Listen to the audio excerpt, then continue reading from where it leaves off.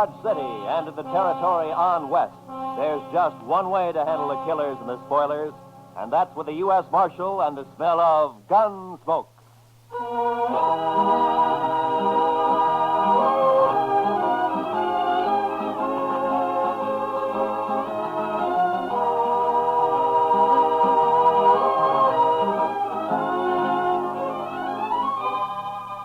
Gunsmoke, starring William Conrad, the transcribed story of the violence that moved west with young America. The story of a man who moved with it. Matt Dillon, United States Marshal.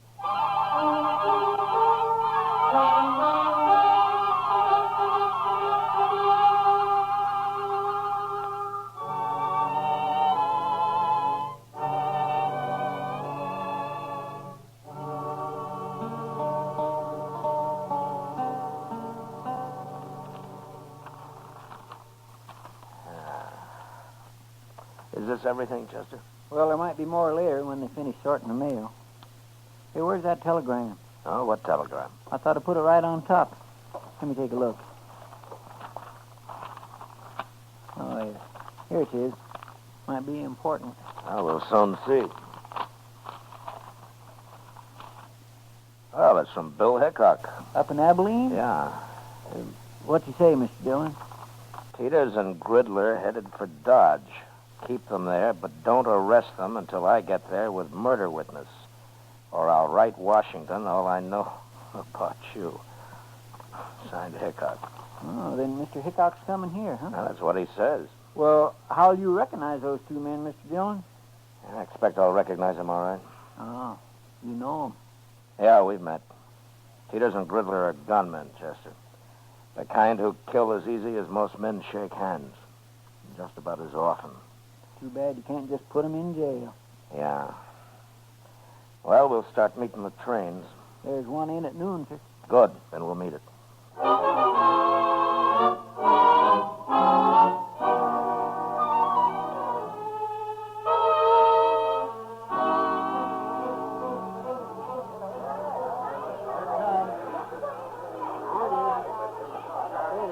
What'll we do if they are on this train, Mr. Dillon?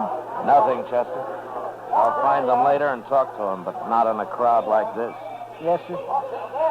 You know, every time I see a train, I am just overpowered with the urge to travel. Oh?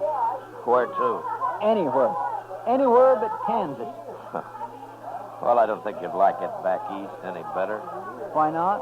You just have the urge to come out west again. I know your kind. I suppose you're right, sir.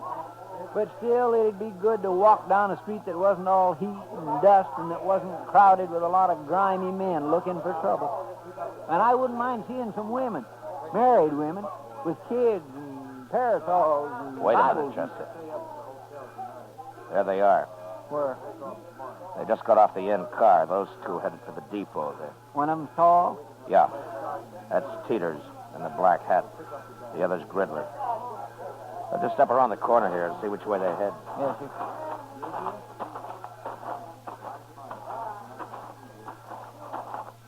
There they are. Yeah. Looks like they're going to the Dodge house. Now, let's follow them.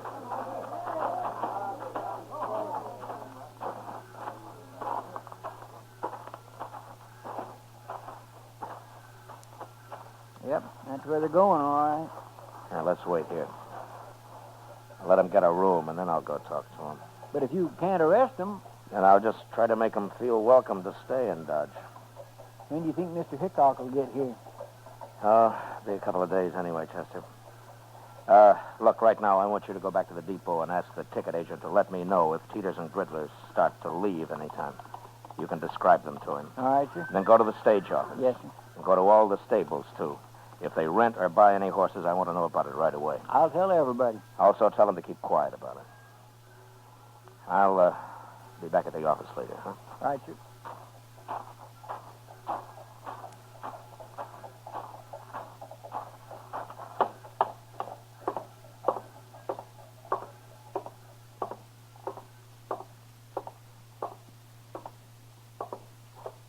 What can I do for you, Marshal? Two men came in here just a minute ago. One of them was tall, black hat. What, Marshal? You were here. Did you see him? Those were gunmen. I could tell. The tall one's Teeters and the other one's Gridler. Those the names they gave you? Yes, but there'll be trouble if you try to arrest them here, Marshal. Can't you wait until they're outside in the street someplace? No? What if they're after you? I've got nothing to do with men like that, Marshal. There's no reason in the world that Now, they... just take it easy. They never heard of you, and I'm not going to arrest them.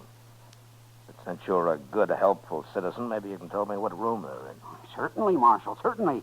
Number 25. Up the stairs and turn to your left. Thank you very much.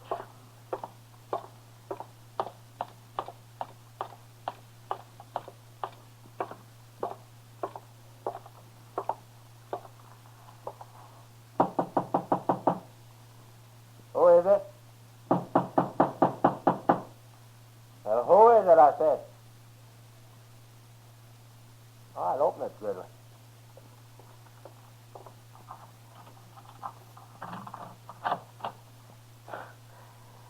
You can put your gun away, Gridler. I just came for a little talk.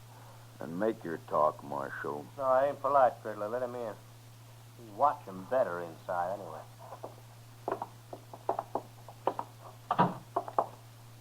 Hello, Teeters. What's on your mind, Marshal?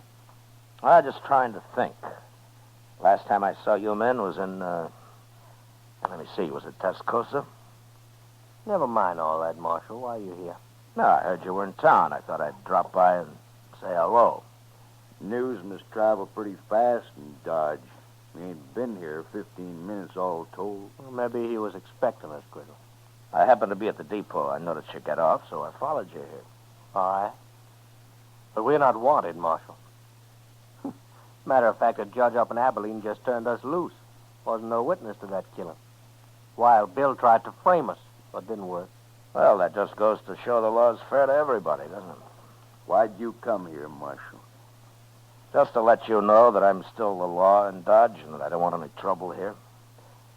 And with men of your sort, I always like to mention that. We're not looking for trouble. Good, good. And you're welcome to stay here as long as you like. That's a funny thing to tell us. It's an open town, Teeters. Yeah, sure, Marshal. Sure it is. Yeah. And I'll treat you two just like anybody else. If you stay out of trouble, the town's yours. Anybody who starts trouble won't be us. Well, I'm glad to hear that. I'll be going now, gentlemen. Oh, there are some pretty sharp gamblers here. Don't let them take all of your money. Well, don't you worry about us, Marshal. So long.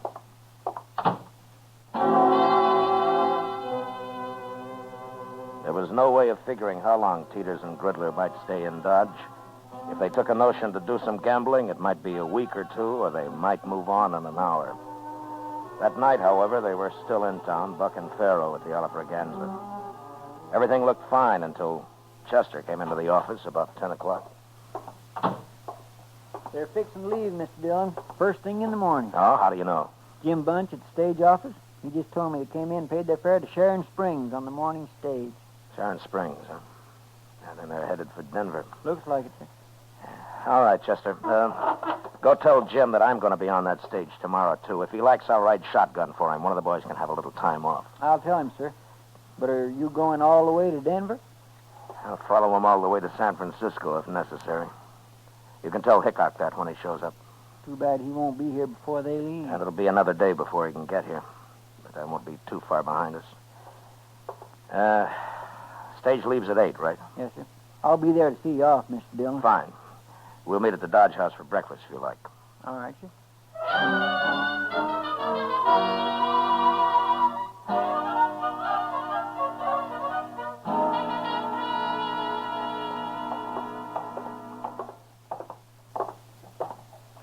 The stage looks like it's all ready to go, Mr. Dillon.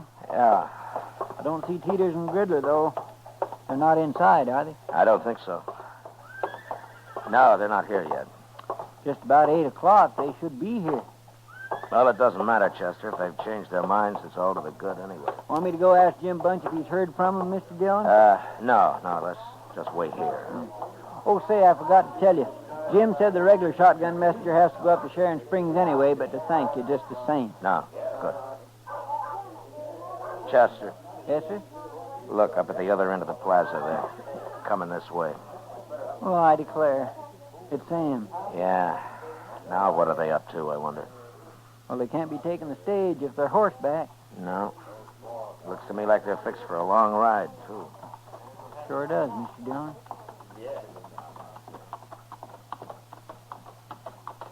You're up early, Marshal. Yeah. So are you, Teeters. Cooler in the morning. For traveling, it is. So long, Marshal. What's the matter? Did you lose all your money last night? Yeah. Next time we'll follow your advice. So long. Will we go after him? Chester, you stay here and explain things to Wild Bill. I'll be on their trail. As soon as they're out of sight, I'll get my horse. You can tell Jim I won't be taking the stage. All right, sir. I'll leave as clear a trail for Hickok as I can. Yes, sir, I'll tell him.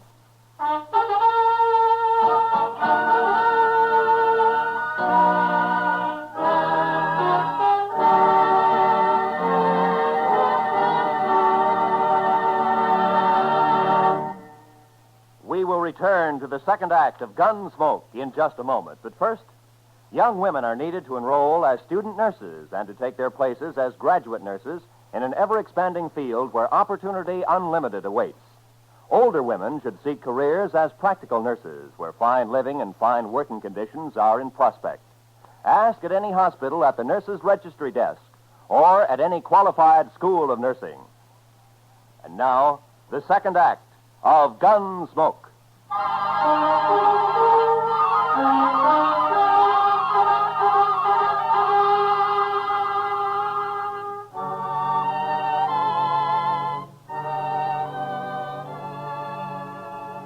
I did my best to stay out of Teeters and Gridler's sight.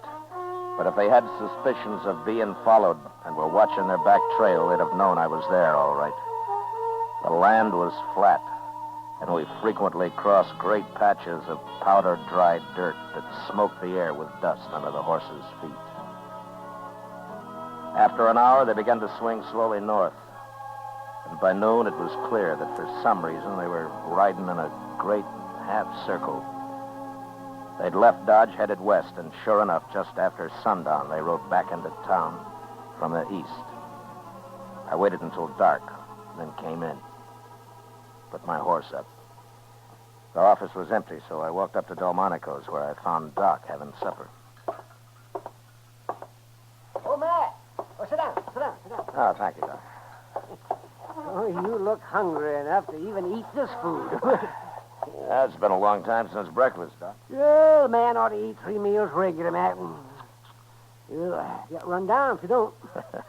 Yeah, sure, Doc. Only sometimes you have to eat when you can. Oh, I told you have a hard day, Matt. Yeah, I've been riding, Doc.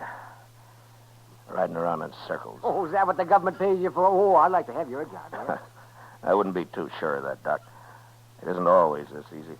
Yeah, I know, Matt. Chester told me. What happened? You lose them? No, I didn't lose them. As a matter of fact, they're coming in here right now. Huh? What do you mean they're coming? Those two? Yeah, They're pretty hard-looking fellas.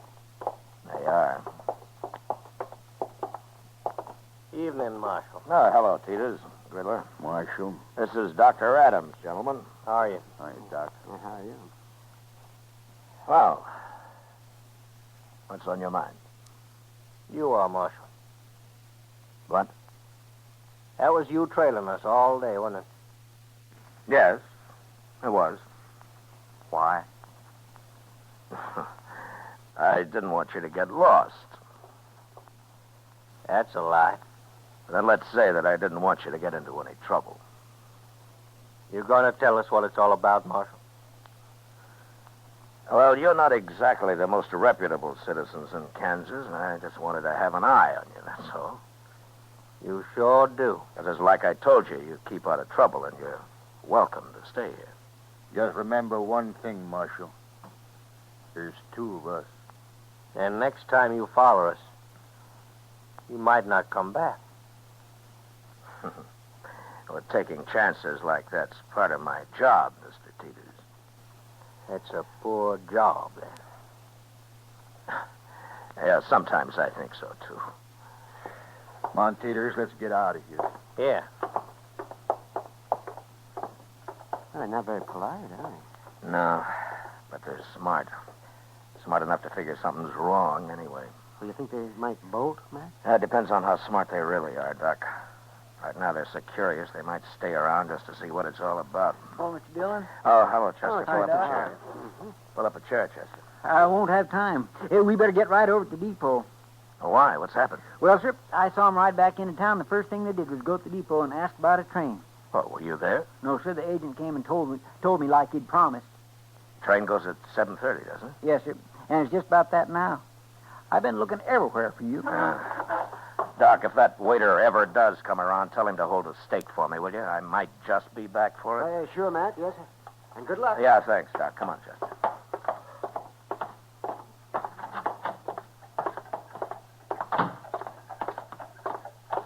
Are you going to go on the train with him, Mr. Dillon? No.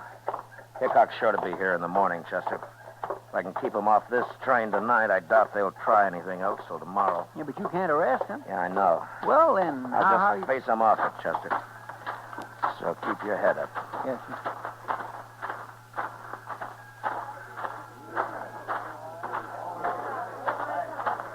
Now, there they are. Come on. You come just to say goodbye, Marshal? Not exactly, Teeters. Oh? You can take the train tomorrow if you like, but not this one. Why tomorrow? Well, I've got orders to keep you in sight till then. Orders from who? It doesn't matter. But you have your choice. You can have the run of Dodge tonight, or you can spend it in jail. You know, you talk pretty loose for just one man, Marshal. Your friend there doesn't look like a gunman. Well, now, you can't always tell by looks, mister. I can't. You said you didn't want trouble, Marshal, but you sure starting it. There won't be any trouble. You do what I tell you. And if we don't? I'll kill the first one of you that moves for that train. You can die that way, Marshal. Maybe. But you won't both get on that train. Gridler. You know me. You know I'll do it. We can still make it, Gridler. No. It's not worth it. We can go tomorrow. All right. Marshal, tomorrow it'll be different. Yeah, sure. Tomorrow it'll be different.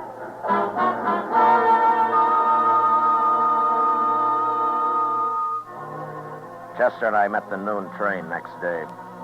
But as I'd figured, Hickok didn't get off it. I questioned the man who rode the baggage car, and sure enough, Wild Bill and his witness had hidden out there the whole trip.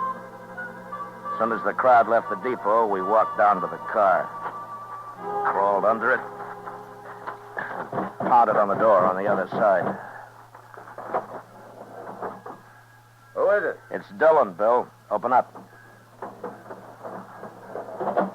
Oh, jump up, man. Come on, Chester.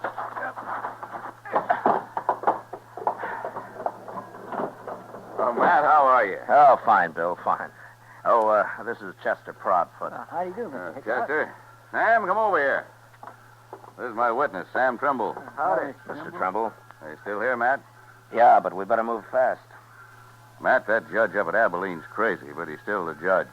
And he says Trimble here has to identify Teeters and Gridler before I arrest him this time. But, Bill, they can't be tried twice for the same crime. I know that, Matt, but I'm after them for a second murder they did. I'd suggest we just go kill them, but I've been waiting a long time to see these two hung, and by glory, I'm going to do it. Yeah, you will if you're lucky. Tell me, Mr. Trumbull, do these men know you on sight?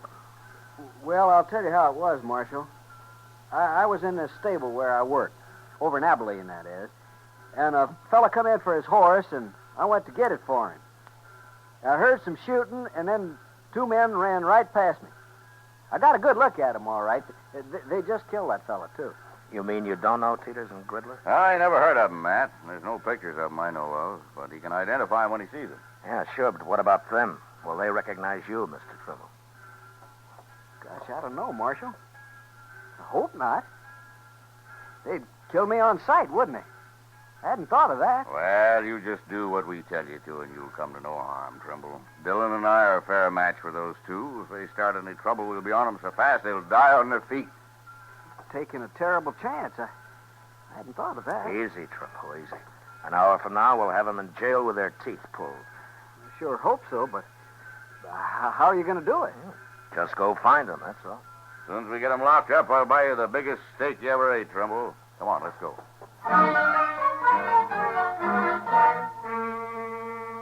I took Hickok and Trimble over to the Texas Trail, where we decided we'd wait while Chester located Teeters and Gridler. Then we'd just walk in on them and get it over with fast. I introduced the two men to Kitty, and we ordered a couple of drinks for Trimble, who was getting jumpier by the minute. What are you two heroes doing? Getting this poor man drunk enough to fight him?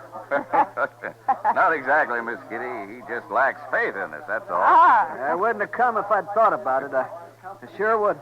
Look, Trimble, it isn't often a man has both mine and Matt Dillon's guns behind him. You're as safe as you'd be in church. I don't go to church. Here, Mr. Trimble. Have another drink, huh? I will in a minute. I'm going out back first.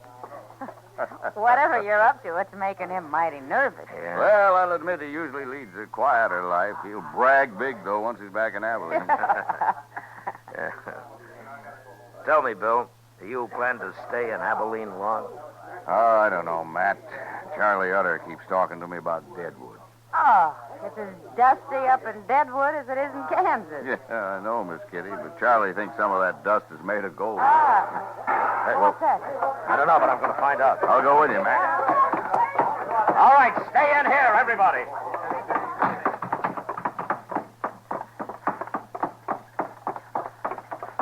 It was Peters and Gridler. I was just crossing the street and saw them run out of the alley there. All right, come on.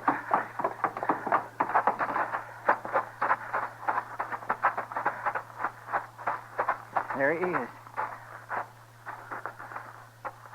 Yeah, it's Trimble. What happened, Trimble? They shot me. I was going to run away. And he got scared and ran right into him.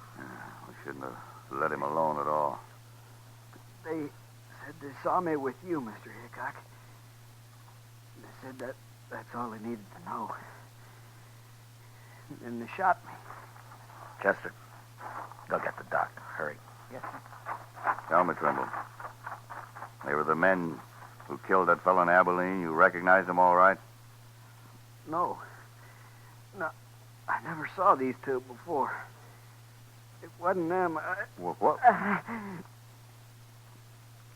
knew I shouldn't have come. I got killed for nothing. Trimble. Trimble. That's no use, Bill. Yeah. He got killed for nothing, all right. They must have figured he was a witness to some murder they did commit. Well, anyway, they'll hang for Trimble now. Let's find them before they get out of town, Matt. We'll find them even if they do. Hickok and I walked out of the alley and into the plaza. There were a couple of citizens who'd heard the shooting and had seen Teeters and Gridler run out of the alley. Told us that they'd gone into the Dodge house, and we followed. From the look on the clerk's face as we went past him and up the stairs, I knew that they were in their room. When we reached it, Bill stood on one side of the door, and I on the other. Think they'll fight, man? Well, let's ask them.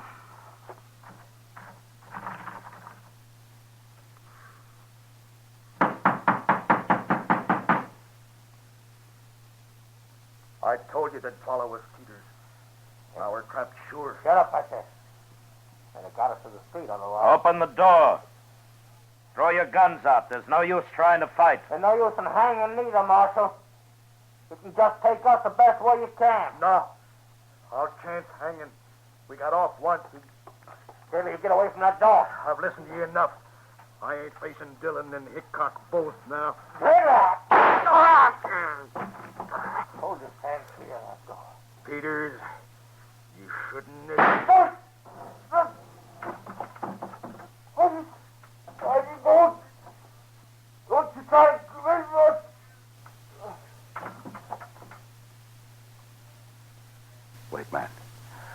could be a trick. No, I don't think so, Bill. Look, on the floor there. Yeah, he's been hit all right.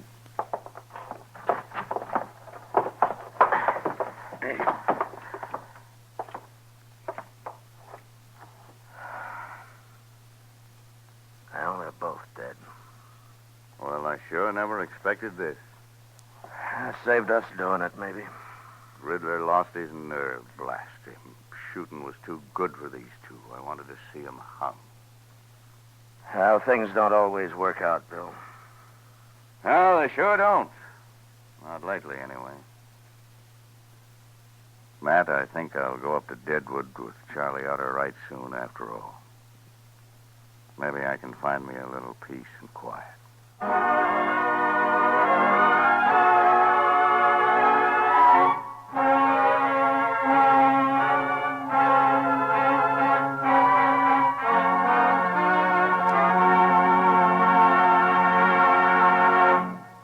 Gunsmoke, transcribed under the direction of Norman MacDonald, stars William Conrad as Matt Dillon, U.S. Marshal. Tonight's story was specially written for Gunsmoke by John Meston, with music composed and conducted by Rex Corey.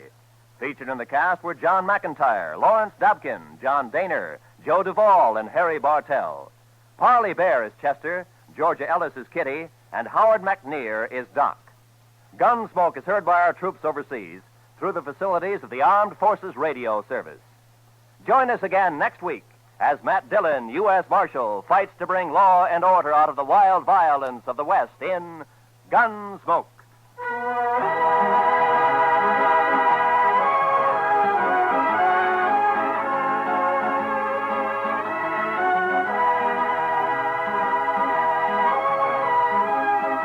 Many of the war orphans of Korea have never known peace or plenty.